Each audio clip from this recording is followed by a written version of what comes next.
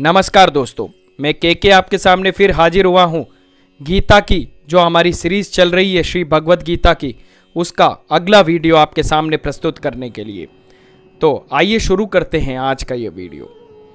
अध्याय 1.4 से 1.6 तक। देखो उनकी पंक्तियों में कई शक्तिशाली योद्धा है, जैसे युयुधान, विराट और द्रुपद, जो शक्तिशाली धनुष धारण करते हैं और सैन्य कौशल में भीम और अर्जुन के बराबर हैं। दृष्टकेतु, चेकितान, काशी के वीर राजा पुरुजित, कुंती भोज और शैव्य जैसे निपुण योद्धा भी हैं। सभी श्रेष्ठ पुरुष।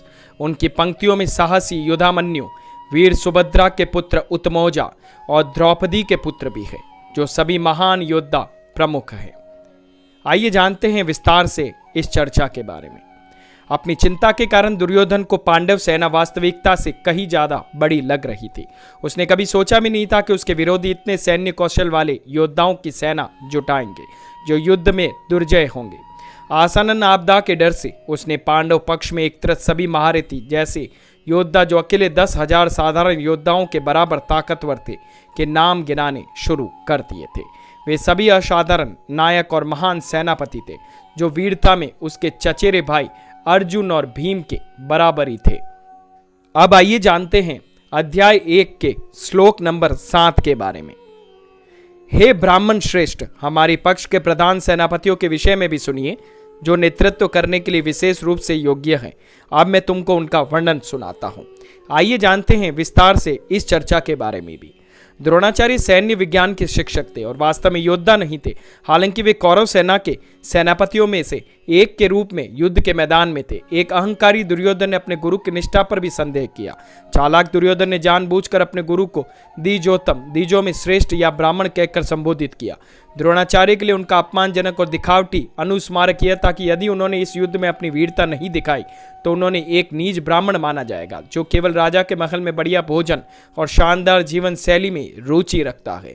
फिर अपने कटु शब्दों को छिपाने तथा अपने गुरु और स्वयं का मनोबल बढ़ाने के लिए दुर्योधन ने कौरव पक्ष के सभी महान सेनापतियों के नाम लेने शुरू कर दिए तथा उनकी वीरता और सैन्य विशेषज्ञता का वर्णन किया। आइए जानते हैं अध्याय 1 के अगले श्लोक के बारे में। अध्याय 1 श्लोक नंबर 8। आपके भीष्म, कर्ण, कृपा, अश्वत्थामा, विकर्ण और भूरिश्रवा जैसे व्यक्तित्व है, जो युद्ध में हमेशा विजयी होते हैं। अब आइए जानते हैं अध्याय नंबर 1 के श्लोक नंबर 9 में क्या लिखा है और उसका पूरी विवेचना क्या है। इसके अलावा कई अन्य वीर योद्धा भी हैं, जो मेरे लिए अपने प्राण त्यागने के लिए तैयार हैं। वे सभी युद्ध कला में कौशल हैं और विभिन्न प्रकार के हथियारों से सुसज्जित है।